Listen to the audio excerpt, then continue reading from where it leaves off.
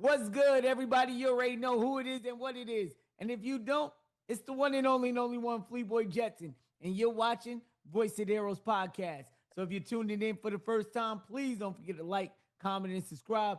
Also, click that notification bell so you don't miss out on any upcoming interviews or discussions with your favorite heroes and villains from around the world. And today we got a very special guest. You might have heard him in shows or games like Mayor of Kingstown, Chicago Fire, Lucifer, Chicago PD, 911, Deathloop, Doom. Yes, we have Doom in the building. The Dark Ages and Doom Eternal, Starfire. Let's welcome Jason E. Kelley to the show. How you doing, my brother? What's cracking, my brother? How you doing? I'm doing great, man. Welcome to the show. Today is all about you. We're gonna get into your career and things like that. And let's start off, basically with the video side of things because it's Yeah. been kind of a different transition for you, I believe. Yeah. You spent most of your time on screen. How was that transition for you? The work is the work, right? Acting's acting. So I don't ever look at the mediums as anything different from stage to voice. I've been told for years that I should get into voice.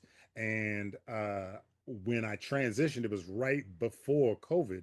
And I don't want to say it's transition. I just opened up a new lane right before COVID. And I went in and auditioned for this role. I had no idea what it was, but I understood his psychology. I understood his sense of humor, where it was placed, and how to play him in a very specific way. And I just went in and did my thing, and I ended up booking it, and it turned out to be Deathloop. And then, you know, come to find out it's the lead of a game. It's a big game from a studio that's got a history of making specific titles and IP for audiences, uh, first person shooter, and then to find out that it was a black director and game dev, a black male lead, a black female lead, and that was when I started realizing, oh, I'm in something special. But it wasn't really until the end of the process when they started testing it with players and getting feedback from them where I realized, oh, this thing getting ready to take off and have some legs. And it's getting ready to be one of my touchstone projects that I'll indelibly forever be associated with and will help jump off my career in this lane. And the rest was history. A bunch of award nominations, a couple of award wins out of that, a great trip to London for the BAFTA Games, Whew, um, and let's just an go. introduction into the gaming industry, where the better part of 18, 19 years, I had just been head down, grinding, auditioning, getting jobs where I get them, and to step into something like this, for the most part, my first time out the gate was an incredible experience, and I learned a lot. And now if I look at it 5 years later, I still realize how much more I have to learn, uh how large the community is, and how I really hope to be an integral part of that community, and representing voice actors of a certain generation, and a certain swag, a certain way I move. I hope that I can be, one of those guys that kind of puts a flagpole on the ground and said, "Hey, this is one of the ways you do it." Hey man, well you having a very good start at that, man. To me, I feel like the flag is already in the ground, especially when you landed the Doomslayer, man, which is a huge character, like one of the most iconic characters when it comes to video gaming Yeah, is Doom. And yeah, you've been in the last two Doom projects. yeah. Tell us about that experience. And he's mostly a silent legend, but how has that been for you? It's interesting because these are my Deathloop, Doom, my two largest titles where I had significant roles in them. Whereas in Deathloop, Colt don't stop talking. Like that man don't shut up. And with Slayer, he is the antithesis of that. He has one line per game, which to me is always this weird thing that I'm number one on the list, but had the least amount to do and say. And so, I take it kind of with a grain of salt that I got to play Doom. I take it with responsibility, but also the grain of salt because um, there were other actors that carried that project and brought it home and made it what it is. and I just got to say a couple lines here and there. Plus, I also play Valen's son in the Dark Ages, who's a developing character that they're working on. Hopefully, we'll see more of them in the event that there's a DLC or something like that. But you know, to realize, I go out and people ask me, if I bump into somebody or they ask me what I do, and I mention I do gaming, and I tell them, did you ever hear Deathloop? Most of them they get blank real fast. They don't know what Deathloop was. I think it was a critical success and had some commercial success, but I don't think it was as ubiquitous as something like Doom. But then when I mention that I'm in Doom, and I'm a Doom Slayer, the reaction is very specific. They go, "Oh, you're in Doom?" I'm like, "Who do you play?" I said, "Slayer," and "You just Slayer?" And I'm just like, "Yeah, but he don't say much. It's all about his actions." I mean, the cat that does his mocap, that dude, he's the guy that should be getting all the cred, all the attention, all the focus. I'm not even sure who he is. Like, they have a pool of talent that does mocap, and I'm sure I could probably find out, but he's the guy that physically brings him to life.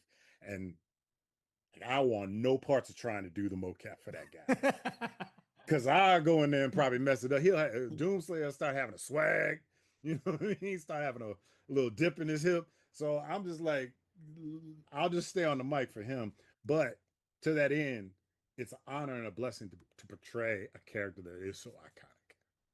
Yeah, man, that's a staple. That's something that one thing about voice acting, right? It opens up a new lane of revenue. And Yes. the more characters you put under your belt opens up these cons. Yeah. And having Doom on that just flyer anything, that's tickets sold right You there. you So would think you would think so. oh, and not, don't worry, you're gonna get there, man. Just build the catalog. I Yeah. promise you. Yeah. I That's tell what you so one thing: if I was at a convention and I seen the Doom Slayer, I'm definitely getting an 8x10. I All big I good. big ups on that, right? And that's the one thing, because I've got some friends who are in that world from the gaming community that are in that world that have shared with me what it's like. But then I also have some of my partners that have been on either series or in big feature films, uh, and they've done it, and they have iconic characters that everybody knows, and they're like, the money's nice, and it's just for your particular lane. They say you just need a body of characters that everybody goes, oh, oh, oh, oh, and then they'll be interested. And so I've learned to have to humble myself a little bit, because I wanted to get out in there with Deathloop. I tried to get an agent for cons and all that, and they passed, and I didn't understand why. And even with Doom, they've passed. And so I'm just like, you know what? I'm I'm about getting what's mine when it's time. So Yeah. I don't force, I don't ask. I will check in, but I'm not gonna go over here and try and sell myself when the product and the results already do. I just have to wait until everybody else catch up. So it's just about collecting, like you said, more titles, more characters, more roles, and just Yup. build a catalog of people and characters and roles that I played, and then it'll reach a crescendo. And when it does, I will be absolutely 100% involved in Yeah, that. that's all it is, man. Building that roster up, and I feel like those two characters alone start It's a is a good start. great start. That's It's what a I'm great saying. start. Like I feel like the flag is already planted. Yeah, Now it's just about building the roster out. Well, yeah. let's talk about Starfield because Starfield was also Hmm. critically well received, right? Yeah. So Bethesda, if you notice, most of my titles that I'm in are Bethesda Soft, Bethesda Softworks. And so they promoted and marketed Deathloop, and I made a splash with their writers, their devs, the CEO, their executives. They know who I am, and so they call me in pretty regularly on opportunities. Sometimes I audition, sometimes I don't. Sometimes it's just an offer. Um, and when Starfield came out, I didn't know what it was. I just understood the scope of it when they started talking about the number of hours that you could spend exploring this universe. And they called me in and asked me to play. I came in to play one character, and then they tossed another one to me at the same, in the same breath, in the same 4 hour recording block. And I had to pivot. I was like, oh, I have to make these two characters sound completely separate, which is the job. And I made a choice. One dude was like a security guy, and the other dude was a scientist. These are very different mentality to people. Pivoted hard. They was like, give me a whole different read, try a couple different things. The session director was fantastic. He was like, I know this is a little intimidating to do this. He's like, but here, try this, try that. He gave me some notes, and I ended up coming with a whole different character. And I've heard them side by side, and I'm like, oh yeah, it's believable. I got it. But a big game, fun game to be in. I've watched some playback on YouTube. Blows my mind what they're able to do with computers and digital imagery. Because Man, that's a world I would want to explore for hours. yeah, that's a game if done right and turned into a live action. Forget Over, about it. yeah. It's definitely going to generate some heavy money. Yeah. Now, I do want to ask you this, right? Have you ever played any character, right? Whether voicing or live action, played a character's story where like, have you ever been surprised of the character's story arc while recording or while reading the script? Like, ooh, I don't know, man. Uh, yeah. I mean, definitely in Deathloop. There was some stuff that happened in the recording of that, where I had some revelations in the process of reading it, because they don't give you all the information, right? The whole script don't come to you at one time. And there's a turn in there, and I was shocked to find out about it. And I had to pivot and handle it, and as I was in the process of handling it, I went, run the tape. I want to capture this, Mm. right? Because I wanted to be real. Because normally my first take is my best take. It's my Oh, most one authentic. take Jake. Let's get it. Let's get it. It's just it's always my first take. Once I go, oh, I got it. It's always coming from a place of pure inspiration, and you Mhm. can't capture inspiration. Like, that's the magic of being a performer. You have to ride it when it's present. So when I start thinking about it or start playing around with it or manipulating it, it loses this raw authenticity, and that's what I'm always trying to capture. And the beauty of the microphone is I don't have to think about how it looks or what I'm physically doing. I could just deliver it. And if you go and listen to a lot of Deathloop, a lot of them takes are the first take. A lot. Mm. The better, the reads that people respond to the most, that stuff's real. And it's interesting to play characters that have a history, that have a story arc that is complex and real. Um, there are some that have stuck with me, not in the VO world yet, because I haven't. I think gaming is definitely an area where they do a lot of work telling the story of a particular character. But I've been in fairly fantastical worlds so far. I think if I end up landing in something that's very rooted in reality and rooted in our reality, that I probably would have this similar journey. I'm working on something right now that is probably my best work Ooh, in okay. gaming. I can't talk about what it is yet, but when folks get it and play it, I'll tell you this. I watched the final scene of it the other day Mm. doing some ADR, and I just looked back across the entire process. And when they got done playing it, it hit me so hard. I was in the booth. I was like, hey man, I need a minute, because it got me. I was teared up. I was fully Ooh, present. let's And I was go. like, that part of it was what we created was absolutely gorgeous on the screen. Mm. But then the emotion that was in there, the story and the culmination of the story that happens in this moment was so moving for me as a performer. And I asked the other people that are in the cast if they've seen it, and they said yes, and they all had similar reactions. I cannot wait for folks to get this thing in their hands. It is Man. hands down my best performance in any game I've ever done. hands down. What about all together? What do you think your best performance is through your whole body of work?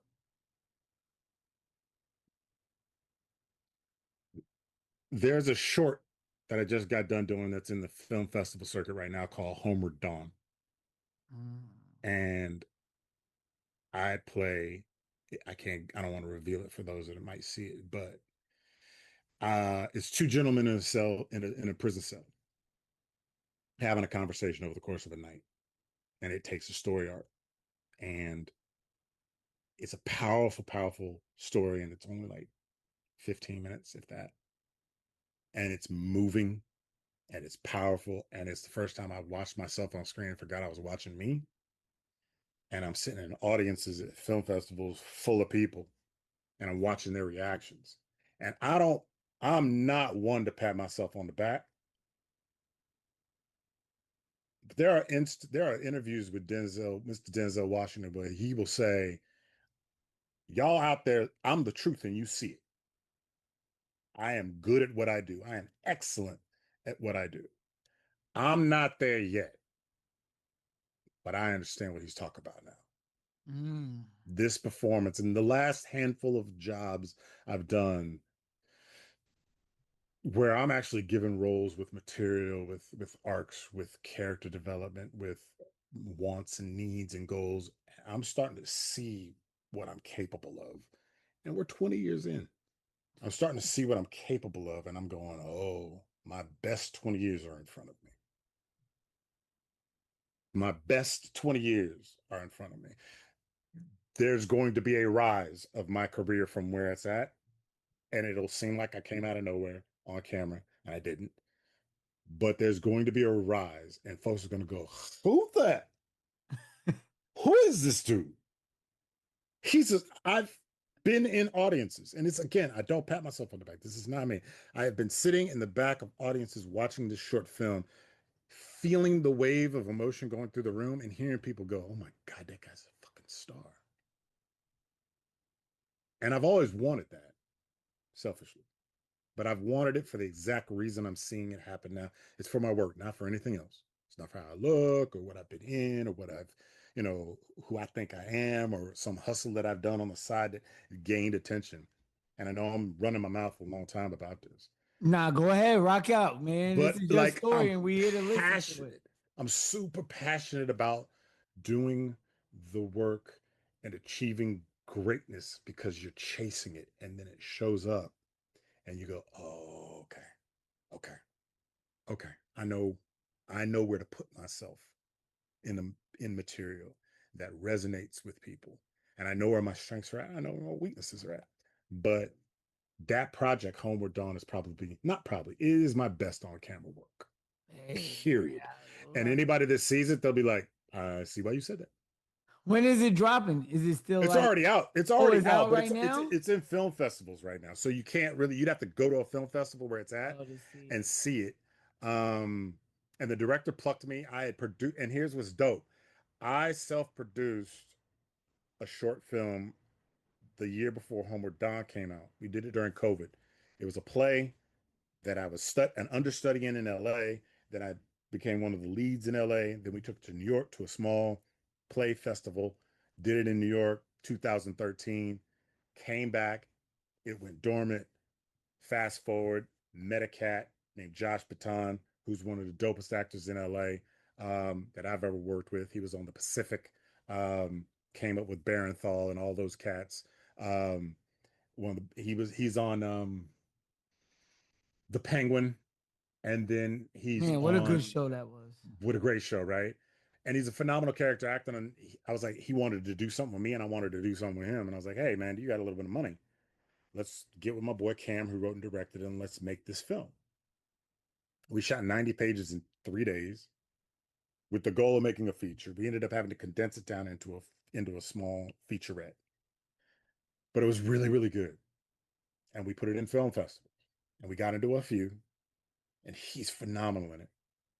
And uh, I'm really good and funny. I'm dramatic and funny. That's where my sweet spot's at. And the director of Homeward Dawn was at a film festival in LA, saw me in it, and approached me immediately afterward and cast me in this. Oh, okay. And now she's doing a feature film right now that she's finishing principal photography, and she called me up as I've got a film I'm directing. I said, I'm in. Say less. She's like, you don't even know what it is. You directing it. Say less. And she's got me as a role bookending the whole film. And it's a great character. And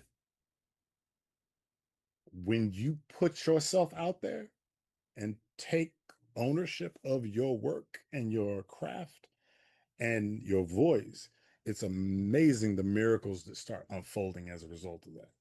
Because I've been auditioning for 17, 18, 19 years, and I've worked, but I haven't worked in material like this until I put myself out there in material like this. Right? Sometimes you got to sometimes you got to present yourself forward so that you could be perceived in the light that you know is in you, so that others can see that light and then come to you.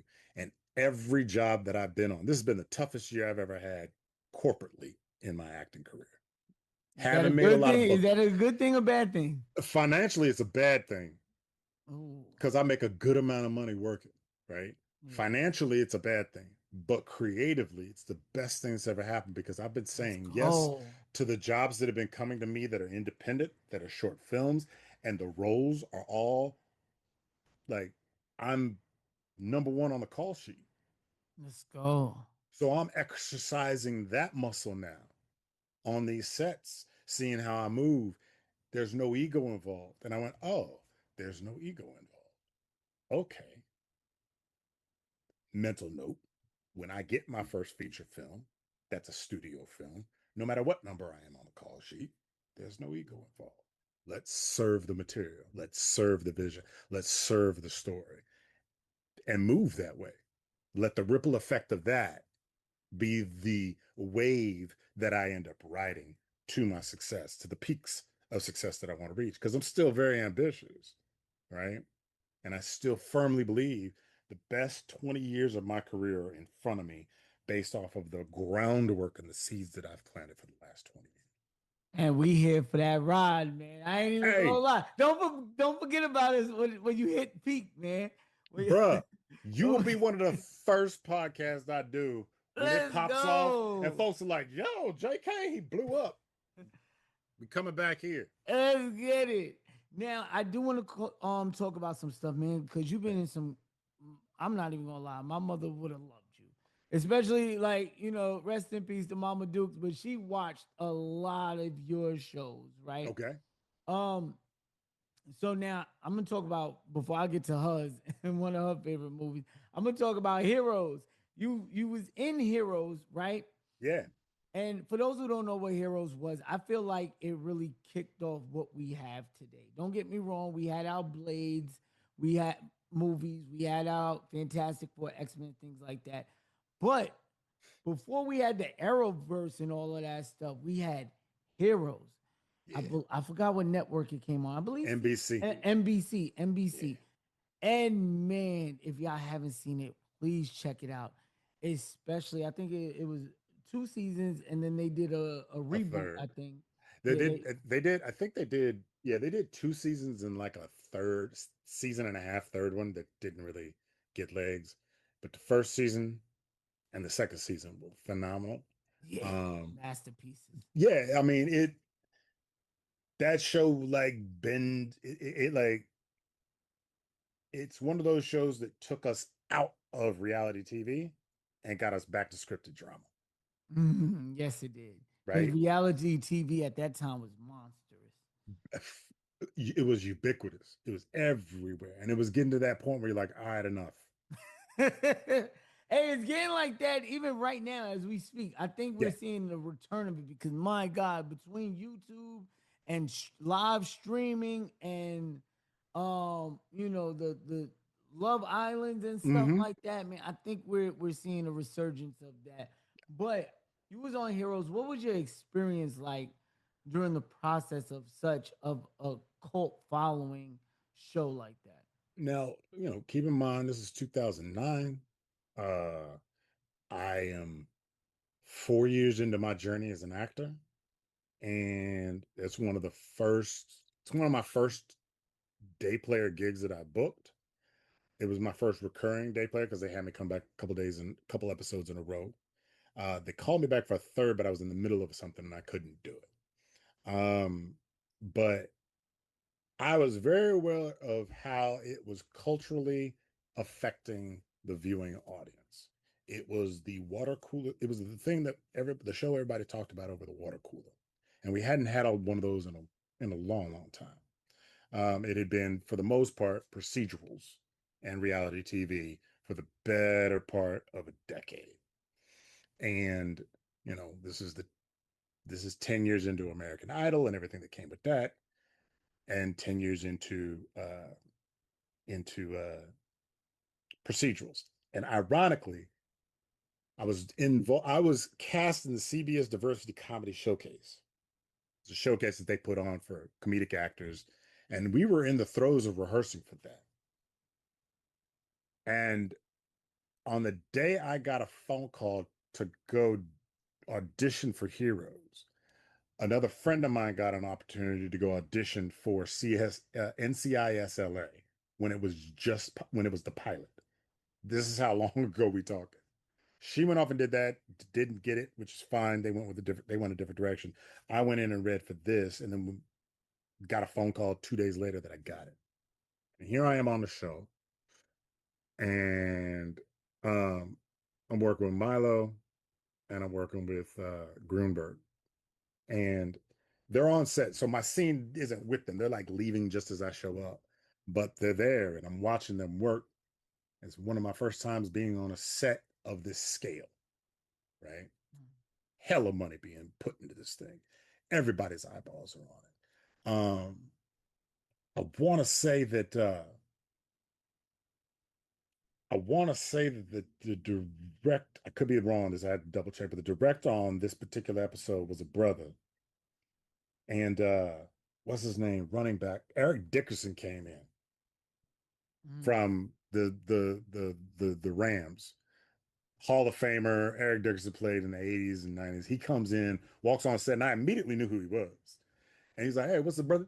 Dabbed me up. I was like, "What's good?" He's like, "Is so-and-so, is Greg so-and-so's here?" And I was like, "Who?" Because I didn't know who Greg was, and it was the director, right? I was just like, I don't want to get in nobody's way. To me, the director's name was Mr. Whatever his last name was. And I was like, Eric looked at me, he's like, "Man, you don't know." And he walked over. And I was like, "I don't, Mr. Dickerson, but I know who you are and I appreciate your work." And he's like, "Oh, young blood, I appreciate that." Comes back, gives a picture and all that good stuff. But we're in the scene and we're playing it, and director's giving me redirects, this, that, and the third. And I just had this distinct moment where I went, "Oh, this is going to be one of those things that's a part of my career." Because this show's so big. The role wasn't that big, which is fine. But the show was so big that I knew I was caught up in something that I went, "Wow, this is actually pretty cool." I'm seeing how large productions can get at a very early age in my career, right? And working with these people who are being given these opportunities to work and be leads and series regulars on these shows, and watching how they move, it just left marks on me. I just took notes. I just watched how they operated. Greg Grunberg was so cool with me. We're wrapped, we're walking back to our trailers, and he comes out and he's like, "Hey, Jay, hold up." I was like, "What's up?" He's like, "Man, you were really good. It's good to meet you. I didn't really get a chance to do a lot of scenes with you, but man, I watched your footage and I watched your tape, and I was backstage. I was back in Video Village watching your thing, do your thing, man. You were great, man. You're great. We need more of you." And I was just like, "Okay, okay, wow." Like, it's all those type of moments that reinforce that what you're doing is the thing you're supposed to be doing, right? And just 2 weeks ago, somebody posts on X uh, a freeze frame, a still of my episode, and they're like, "Hey, yo, look, it's Colt Vaughn on Heroes. I just stumbled across it." I was just watching Heroes and Colt Vaughn popped up on screen. I was like, Buck Wild. Yeah, that was one of my first gigs. And then I posted like a couple of backstage shots, behind the scenes shots with me and Milo and Grunberg. So it's a cool experience. And then fast forward a couple years later, I got to work with Milo again doing ADR on something, and he remembered me. Hey, that's what's up, man. I love stories like that, behind the scenes moments, because even on projects where, all right, you might come in and do a stand in, or be a security guard, or be a bus driver, you might run into somebody iconic, or have a major story. That's why I be asking those type of questions, because anything be, and you've been in shows like Mayor of Kingstown, Chicago Fire, Lucifer. The list goes on and on and on. I'm a Even working in actor. movies like Gridlock Gang. Gridiron Gang is my very first job. For real?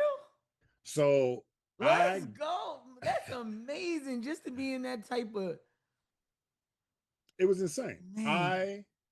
It's 2005. I moved here in 2004. The direction I was going to go with my career went south real fast, and I had to pivot.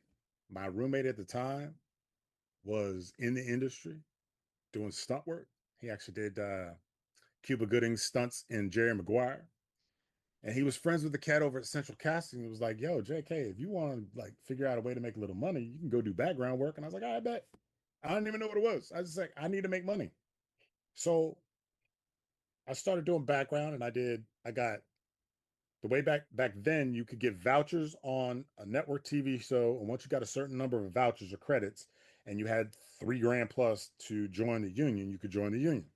And I did 2 episodes of CSI New York, an episode of CSI Miami, and no, Numbers, a TV show called Numbers, and the pilot of Numbers, as a matter of fact.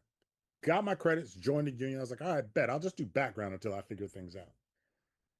And my boy was standing in for Alimi Ballard on Numbers, and he was gone one day to do a job. And he's like, yo, can you come stand in for Alimi today? And I bet. He's like, you might have to do it for the whole week, but just don't say anything. Just mind your business.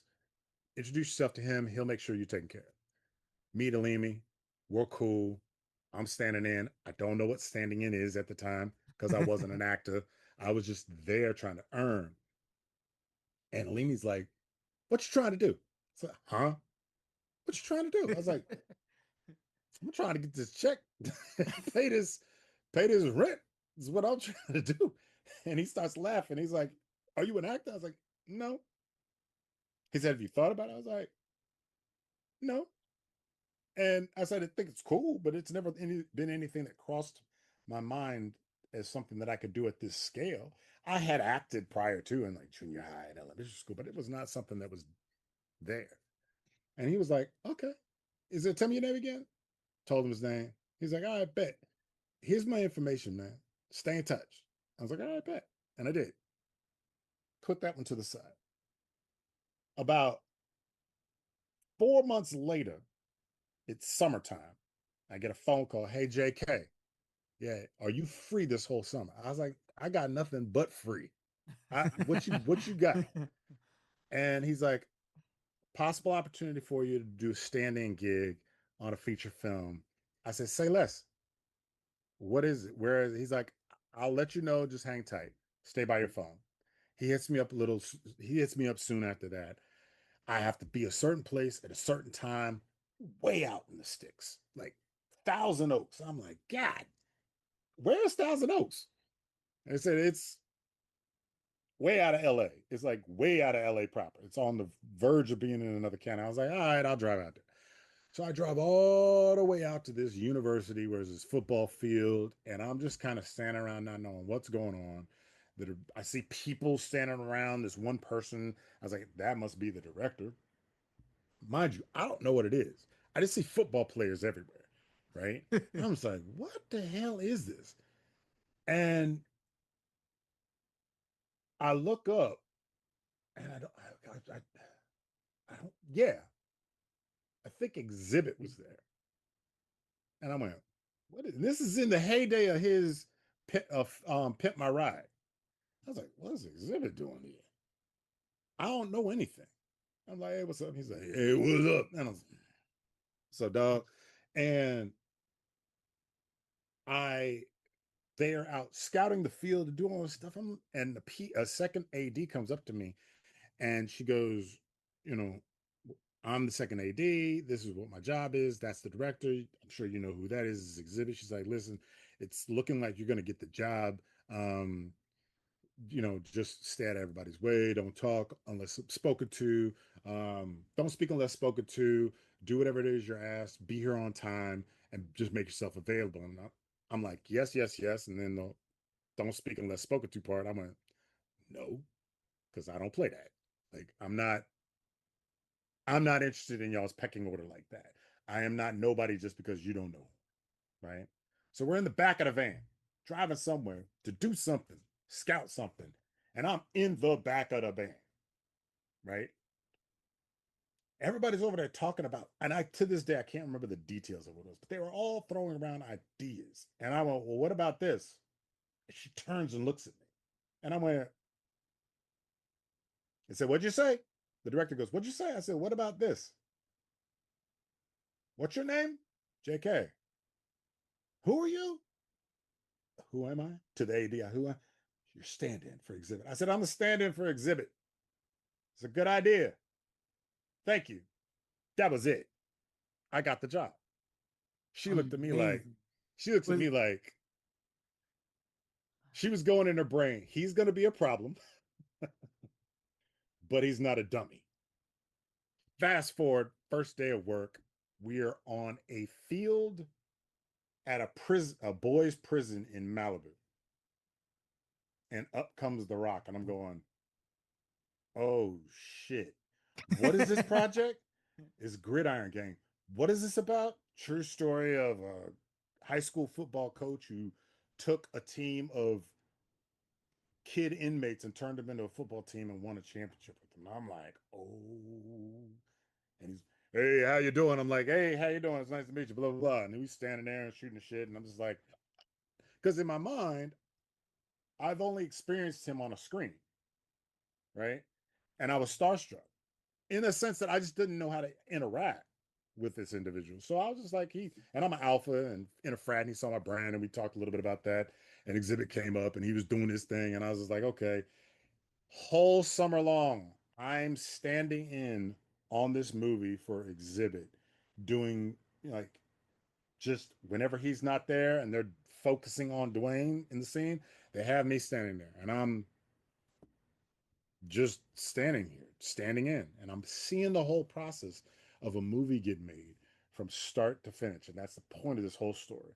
I got to see the whole movie get made and see these young actors who are really green uh, play out all these characters in this storyline. And there was this one cat, Mo McCray, who Hmm. is blown up since then, who was 19 at the age. And I'm watching him work and I'm going, this guy's fucking good. Because in my mind, I'm again at that point, I'm an audience member. I'm not an actor. I'm viewing everything from an audience member standpoint, but I know talent when I see it. And I saw him and I went, somebody out of this pool of kids, young people, is going to blow up. And I saw people blow off the opportunity. I saw people flounder the opportunity. I saw people hustle the opportunity. One cat had just gotten out,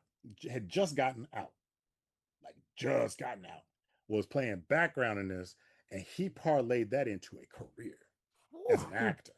Joe that's Joe fire. Lucero, Joe Lucero, that's my That, dog.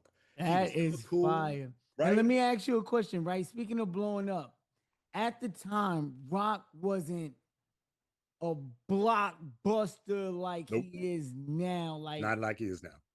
did you think he would be as actor wise? Not we all knew he was a superstar, Yeah, even when he was in the WWE. But acting wise, did you think he'll be as big as he was now? no, I didn't. No, I didn't. I don't think I'd ever seen. I'd seen the trajectory of actors get catapulted into stardom, people who were actors. I had never seen somebody that had come from a different lane, Yeah, like wrestling. step into it, own it, really focus on the craft. That is the thing that I know that he was about. He was about that life, right? He was about learning how to be a better actor. And I even asked him, do you recommend any coaches? And he mentioned one. And I'm sure he probably would say he looks back on it and was like, yeah, it wasn't my best work or whatever, having an opinion about it. But that was the first time he was allowed to act outside of being an action guy. And I bought his performance in it. He was really, really, really good. Yeah, I love that And movie. to see, and he wasn't as big then. He was big, but he wasn't as big as he Yeah, is now. that's why I was asking you. Did you think he would like? No, I'm talking physically because Oh, he the wasn't like very big, big. he was still like he was WWF big. He like slimmed down from he had lost a lot of the extra padding and slimmed down and gotten lean. And he's still a huge guy. I mean, Yeah. 250, 260 at that point, but just really leaned down to be an actor. And I know exactly what his thought process was. Somebody was like, well, if you want to be an actor, you got to trim down a little bit, blah, blah, blah. So he probably dropped a bunch of weight and wasn't lifting the way has been over the years, the last few years. And he was focused on playing this character and he killed it. He really did. And like one of the last days of shooting, the director said, Jason, you want to play a cop for me? And I was like, yeah, sure. And he suited me up and I was in a scene with him. It's at the very end of the movie. I chose, I had an inspiration to say something while camera was on me, and I turned around and said it, and it didn't come out right. And it was one of those imposter syndrome moments where I was like, I probably should pack my shit up and go home because I am not going to succeed at this. And I shared what happened with an acting coach I was auditing with, and she said, Jason, your instrument had an instinct to do something and tell the truth in a moment. And you just didn't have the skill to say the right thing in the right way with the right tone. I can teach you how to do that, but I can't teach you the inspiration. Mm. Having the inspiration is the thing you have to have. I know it's a failure in your eyes because you could have turned it into an opportunity if you knew what to do with it, but get your butt in here so that the next time it happens, you're ready. And so I did, and that began my acting journey. And Dwayne was very, very gracious with everybody on the set. That was the first time I had been around a big star, and I saw what that looked like, and I saw how you're supposed to handle it. And that was probably one of my worst. I did not carry myself well on that set. I didn't do a bad job, but I wanted something at that time, and I didn't know how to grasp it or get to it. And so I was grasping at what it was ever in front of me from a very immature place. And I'm being this transparent because you're the voice of the heroes, right? Every hero got an origin story. And most heroes' origin stories don't start in glamour or good stuff. It starts in them falling flat on their faces and having to make a decision. Yeah. I fell flat on my face in a few moments towards the end of that production where I kicked myself for years over. And I promised myself that from that day forward, I would be a professional at what I do, come hell or high water, so that at the very least, people walk away from me knowing that guy's a pro. And years later, I tested for a TV series. It was me and one other guy. I didn't get it. They lay out this entire contract in front of you, money, how much you're going to get, how many episodes, how many years. And I was going, wow, my life could get ready to change. And I didn't get the job. And months later, after the show came out, I put a post out on social media explaining that I tested and saying basically the guy from Gridiron Gang that was starting and was from years ago was green. I tested from this, and I was like, I probably embarrassed myself in front of The Rock. Me and Exhibit were hella cool, and he was always genuine with me. And I learned from that experience how to carry myself, how to be. And Exhibit chimes in, "What up, JK? Growth, my brother. Proud of you. Keep going." Mm, Right. So it's like I'm bringing all this stuff up in the same way that I know I've grown massively over the last 20 years. Stars do the exact same thing. And where Dwayne is today is not where he was that day. And he had a lot of gravity and weight that he was carrying. And he had a foundation of having done it in wrestling that gave him the platform and the plank to walk out on, knowing that he was going to succeed at it. And that if he just played his cards right along the way, his trajectory could be astronomical. And it was. And um, I actually hope one day to get cast in something with him, right? So that we both see each other's growth mm. and and earn respect from the growth. It would be a wonderful full circle moment. I was just about to say that would be a full circle moment for you. And Hella I full can see circle. that happening. Matter of fact, Absolutely. I was talking to another gentleman. Um, I forgot what was it Shazam? No, was it Black Adam? It was something, and the gentleman was, a stand-in, or he was like he had a small part in the movie, Mm-hmm. and he got to meet The Rock, and The Rock had put him on in the movie, or whatever, gave him the opportunity. And he said, "Hey man, the next time I see you, I'm gonna create my own opportunity to earn my spot next to you." Yep. So I think that's very interesting, aspect about that, and it does show growth and accountability because Absolutely. at the end of the day, you're right. You wanted something. We all want something in life, but it's I how we mean, go about it to get it, and it's not what we go through that defines us as a man. It's how we get through it that how defines. you get through it. And accountability to me is the mark of a hero or a villain is who is how you go about embracing accountability. And I own myself. I'm so glad what happened 20 years ago because it fueled my fire to improve. And really what it boiled down to, I had to unlearn years of social behavior in a construct that in an industry and a construct that is very social but also extremely professional, right? Corporate America is where I came from. Corporate America has its boundaries so set up that you don't have any choice but to operate within it. But our industry is very wide. It's there's no there's no walls, right? So the boundaries are based off of understanding and experience, not very drawn out, lined out rules. And to be 20 years in the game is still going and still getting better and see people who not just me but people I've come up with or who started around the same time at the heights that they're at while at the same time growing as human beings. I know I'm on the same journey, and one of the things that I recall Dwayne saying was, everybody gets a shot. If you stay in this business long enough and you work on your craft and who you are long enough, everybody will get a turn. And if you've done the work, it's not a question of will that turn catapult you. It's just a question of how high do you want to go with it.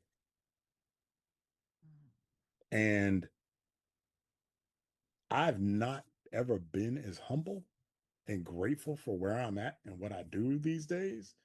Like you got to, I think in order to be, again, I love the title of your show, but in order to be a hero in your own life, in your own career, in your own path, you have to grow as a human being. You can't be the same person you were 5 years later, Mm-mm. I was right? actually that's crazy you said that because the other day actually, um, I don't, I gotta pat myself on the back. Hell, I'm no ego here, y'all. But the last month, right?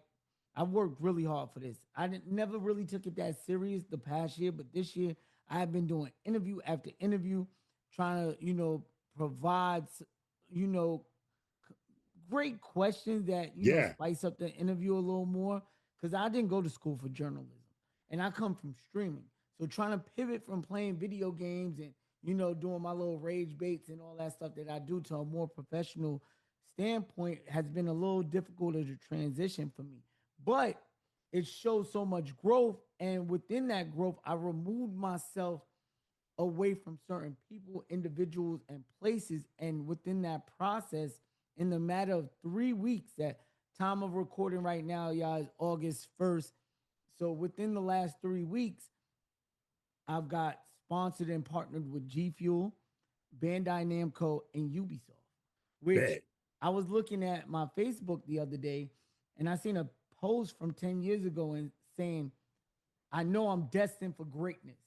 And I screenshotted that just to hold it with me. And then the other day I was thinking like, okay, this is what I accomplished within the last 10 years. I'm still not where I want to be. So what's going to be the next 5 year journey for me?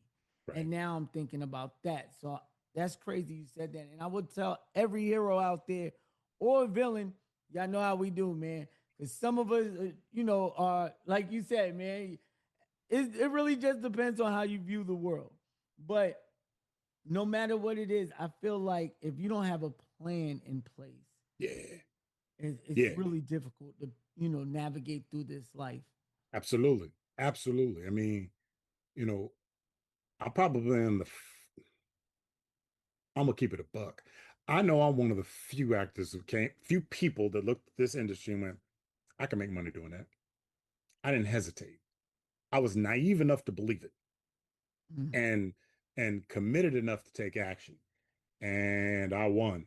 If anybody asks me if I'm a Hollywood success, I'm like, yeah, yeah. I know what I've earned over the last 20 years doing TV and commercials and voiceover and stage. I know what I've earned. I recognize that some people earn it in one project or earn it over the course of a season. But I did not have necessarily the training, the background, the talent, the skill. I had none of it. I started from nothing. When I Mm. say nothing, man, nothing. Damn, the relatability between me and you, man. I feel your words, man. They hitting hard right Right? now for me. Right. And so when I look at my journey, some people say, oh, I started from ground zero. I started from way below ground zero, way below ground zero, and worked for years getting out of my own way just to get to the surface and look up and go, that was a lot of work. I got out of all that. Oh, I'm just on level ground now. There are mountains to be climbed. All right. Well, at least I can work. At least I won't be working it. I won't be digging in the dark. At least I can see where I'm going. And, getting married and having a kid and home. And like, I have an LA mortgage and a kid and private school. And I've never had a day gig, Man, right? that's success. That's what you call success. I have That is the won. I definition am of the it. definition of success. I do have some awards on my mantle, right? An NAACP Theater Award, an Emmy Award, an Arab Game Award. I've been nominated for a BAFTA game. When Talk I look that at this shit. shit, I Talk am that not tripping. shit. None of that was a fluke. I always knew that I had something in me that could be given to the world in a way that made people go, yo, this dude's interesting. Like, I really like this cat. I want to see more of him. But I just didn't know what it was because I was in my own way. And now I keep looking at it and realizing, oh, yeah, younger me wanted to be a star. I wanted to be the up and coming star out of my ego. But my journey wasn't meant to be that, man. My journey was meant to be a life of art well lived. so that I could become the sage now in my 50s. I'm And about I to know that say, not man, you got a lot more time ahead of you to. a lot more time ahead of me. And I get it. Like I watched all my friends. I've watched all my friends, like everybody I came up with, most of them are a decade younger than me. And so I'm watching them get their opportunities in their 40s that never came to me in my 40s. And it pissed me off and it made me mad. But I went, well, I don't know why this is happening, but it is what it is. But I'm so excited for them and their journey, right? That I go, well, either it's going to happen for me or it's not. If it doesn't, I still had a great career. And if it does, I ain't going to blow any of it because I'm grown and I have responsibilities. And that, my why for doing it has nothing to do with myself anymore. It's all about my family and providing and setting up a future and creating generational wealth. It is so much bigger than me that it pulls me to keep going and pulls me to my best on a daily, it pulls me. And I just, I understand that you have to have something greater than yourself outside of yourself in order to really become not, I'm already successful, but to reach a different level Yeah, of success. there's tiers of success. Yeah, there's There's levels to levels. this. Yeah, there's It levels. You has definitely to got. be bigger than you. And what's bigger than me has always been the seed of why I even got in this business. And it's to get to a point where I could start looking for people that I think are really talented and give them an opportunity and help put them in a position for their star to shine, for their light to shine. I've always been more interested in that and cultivating talent and developing it and giving it room to just bling. I'm way more invested in being able to do that. And so I'm like, well, in order to do that, I have to reach a certain pinnacle in my own. So let me go ahead and get there. I got the tools now, right? I've done the work. So now I'm just like, oh, okay, come on, God, bring it to me. Bring it to us. Now, I do want to get to this part, right? I did hear you say earlier in the interview that you had produced something or self-produced something, right? Did you ever think about maybe directing or writing something yourself? So I'm in the process right now of writing and developing a TV series that would be starring me. Um, but even if it's not, it's still a dope ass idea. And I do have a catalog of things that I've been working on and developing. I got an incredibly funny animated series um, that I've pitched to network and studios. They've a couple of them have passed, but there's interest. So I have written, I have developed, I have produced. In this day and age, that is really the way, right? It's always been the way. I think people get really, some people get focused on getting a record deal, right? Everybody runs around getting that record deal, trying to get that record deal, and they get that record deal and realize it's a bad deal. But the people that went, no, I'm just gonna put my own stuff out, Yeah. end up being the stories that we all listen to. It's always been that, right? And but for years, because Hollywood's become this was for a period of time this corporate bank that was breaking off bread to people left and right. People wanted that, and I wanted that. Now you got all these people popping up, starting their own studios, and you realize, oh, the corporate studios are starting to downsize because they're becoming the conglomerates are getting gobbled up by the tech companies. The way to do it is to do your own thing. And so I'm putting myself in a position that, yeah, start writing, producing, trying to get stuff made, even if it's just shooting a concept footage, and then go and try and sell that or pitch that or partner that with somebody that wants the finance portion of it. I'll bring in some of my own financing so that I have ownership and go on out here and make something. You absolutely have to be doing it. As far as directing is concerned, my closest homies keep looking at me going, You bullshitting, JK. Why? Because you've gone far enough as an actor to know what you're doing. Yep. When you gonna get in that directing chair? Mm. Because I've watched you, because I used to coach her. I used to have an acting class, and they were like, I've watched you work with actors, and you're an actor's director. He said, all the technical stuff, you just need to know what your shot is and what your vision is and the style in which you want to create it. But going in and working with your performers and getting the performances that you want to fit the frame that you've got, you got a gift and you should probably step into that.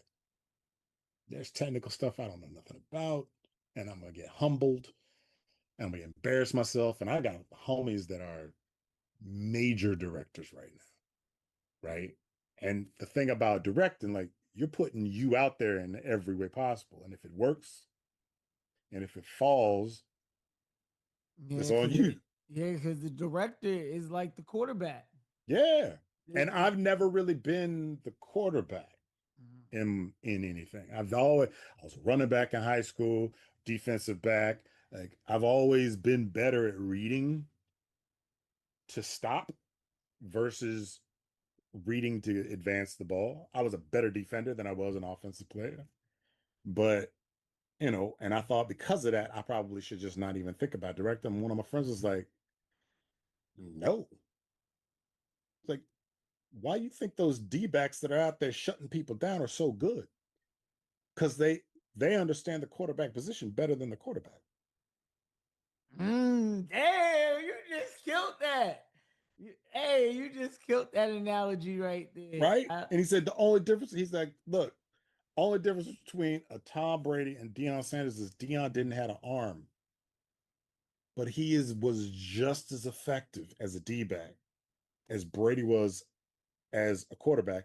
And to that end, Brady didn't have the speed to be a D-back, right? But they both had to understand the IQ of the game to such a level that they could shut each other down. Now, I know they played at different times, but if the two of them went head to head, he wouldn't have been throwing to Deion's side. Yeah, right. I Nobody like did. that. All Nobody right. did. Yeah, all right. So now, before we get into our universal questions that we ask all our guests, I got one more question for you, right? Bet. What would be a dream role for you? Oh. Whether live action or voicing. What would be Um, like that? Yes, this is it. uh, any role that has me playing that seasoned veteran authoritarian who ain't got no time for no damn games, who's about getting something done and something accomplished. Anybody that stands in that way need to get marginalized. And anybody trying to do better for themselves, get in line, let's go. I think I'm gonna sing in a role like that. Mm. I think I just get that's my natural temperament and that's my upbringing. And it would allow me to channel parts of my dad. My dad was a retired Air Force colonel during the time of the during the Cold War, and he sat in rooms with the Joint Chiefs and he said things in front of everybody that most folk weren't gonna say, especially a black dude who was a son of a sharecropper, but he had the fortitude to say it. And I've always wanted to bring him into something, his energy into something. And so it needs to be whether it's a military guy or an officer or special forces, special ops, um, a community leader, uh, even a gang member, who's doing it for a specific reason and trying to get out and trying to take what's given to him and make it better for everybody. Even in that, just that quiet, strong leader that just does not have time for games, but has this massive heart and compassion for those who he has that energy for, Mm. I right? can see that. I definitely can see that. Yeah. I love it. All right, now these are our universal questions. We ask all our guests these. The first one will be who are your favorite, no, excuse me, what's your top five fictional characters of all time? Now you can go into the books, movies, TV shows, stuff that you was, you came up as a kid with, so cartoons, anything like that. Anybody who fictional wise was maybe uh inspiration to you or Okay. something like that. So who's your top five? Uh, Number one fictional, Darth Vader. Ooh, the most iconic villain. He up there with the Joker as far as iconic go. Hey, Man, rest in peace to the GOAT that played him. What's his James Earl name? Jones, Mr. James Earl Jones. Yeah, James L. Jones, man.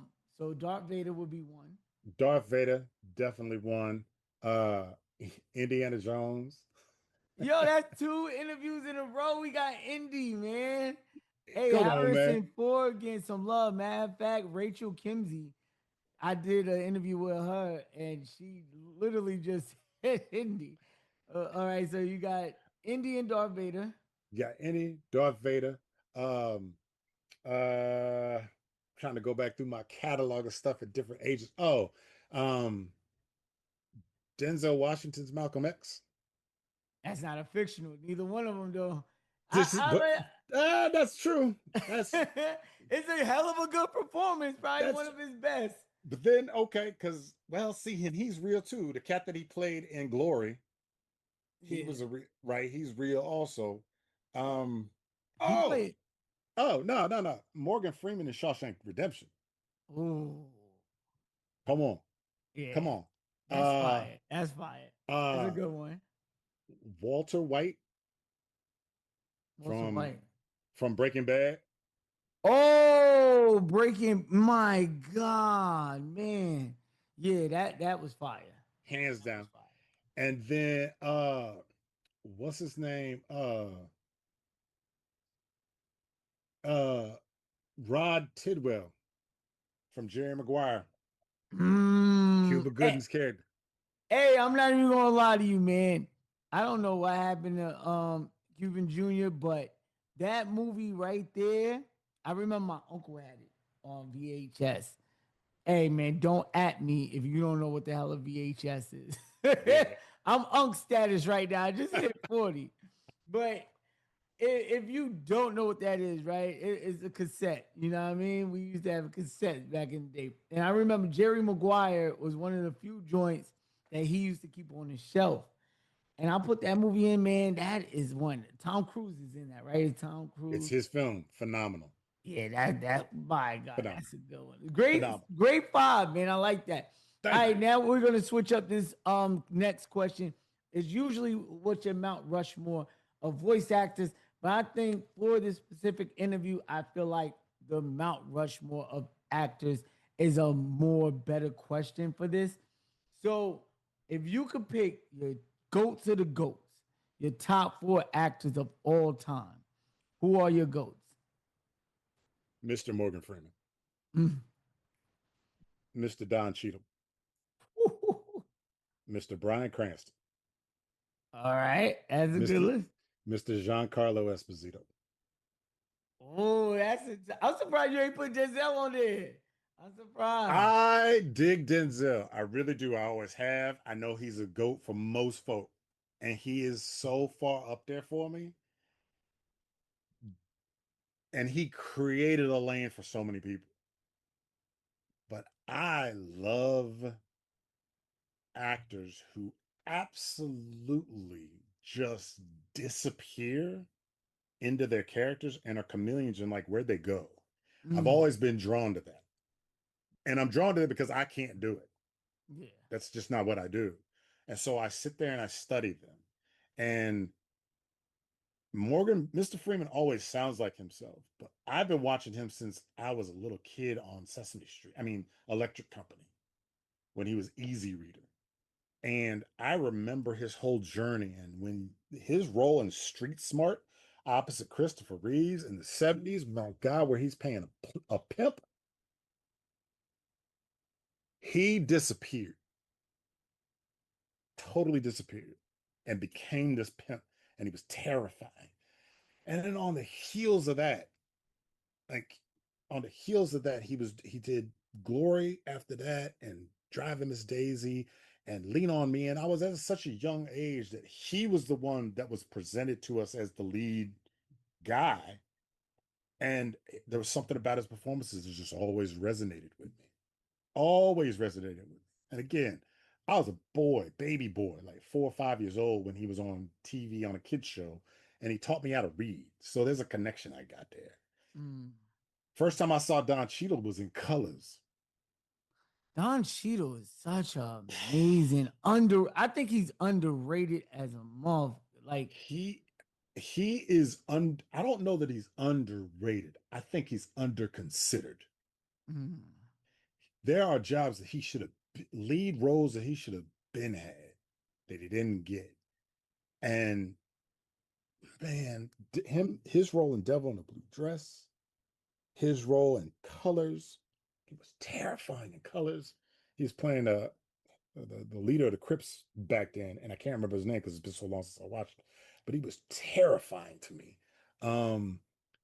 He played I'm gonna ruin this, but he played a DJ, a Washington D.C. DJ in in a movie opposite Taraji P. Henson. And again, I always forget this stuff when I bring it up.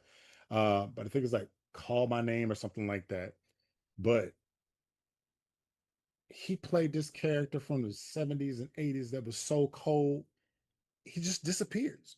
His role in Rwanda. Hold on, Zion. His role in Hotel Rwanda. He's a consummate character actor, and when he gets into a part, he just disappears, and you go, "Where'd he go?" And he's riveting in every scene, and he steals the scene. And it's the same reason I like that. It's the same reason I like Bryan Cranston. There's nothing that dude can't do. yeah, See, that's a one. I ain't gonna lie, man. That's a good Mount Rushmore. I love it. Now, this has been our episode with Jason E. Kelley. Make sure y'all don't forget to like, comment, and subscribe. We also giving away a Nintendo Switch 2, a PlayStation 5, and 2 signed autographs from David Forsyth and Joshua Seth. The voices of Ty from Digimon, and also Soul, the bad guy from Guilty Gear. All you gotta do to win is like, comment, and subscribe, and check out the recommendations, man. Also, Heroes, man, we're live back on Twitch, so make sure you follow me on Twitch and other social medias. Jason, do me a favor, let them know where they can follow you at for more information, updates, and role announcements. what up? You can always follow me on socials on Instagram, Jason Kelley with Jason Kelley with EY.JK, or on X, Jason Kelley _JK. You can follow me there, and I'm always posting. That's right, heroes and heroes. Until the next time, y'all already know what the vibe is. Don't forget to like, comment, and subscribe. And as always, don't forget to love yourself, love others, and if nobody told you so, just know your boy love you. Voice of the Heroes, signing out.